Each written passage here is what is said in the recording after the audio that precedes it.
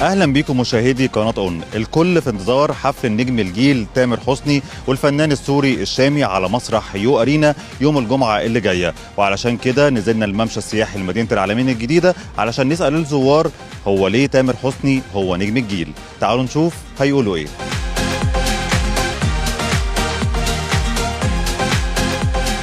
تامر حسني بصراحة شخص مميز وشخص جميل وشخص محبوب من كل الفئات ومن كل الأعمار سواء صغير أو كبير. من زمان تامر حسني مع جيلنا من واحنا صغيرين لحد 30 سنة كمان. بيواكب كل جيل، يعني أغانيه معانا من زمان لدلوقتي لأجيال تانية جاية. دايما عنده استمرارية وتنويع مختلف في الأغاني بتاعته والموسيقى.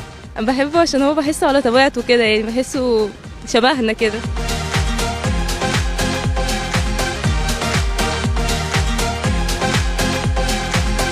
كل الناس بتحبه وكل الأجيال حرفيا بتتفرج عليه، حتى الصغيرين أصلا حد بيتفرج على تامر حسني وبيحب تامر حسني وحافظ كل الأغاني بتاعته. شاب زينا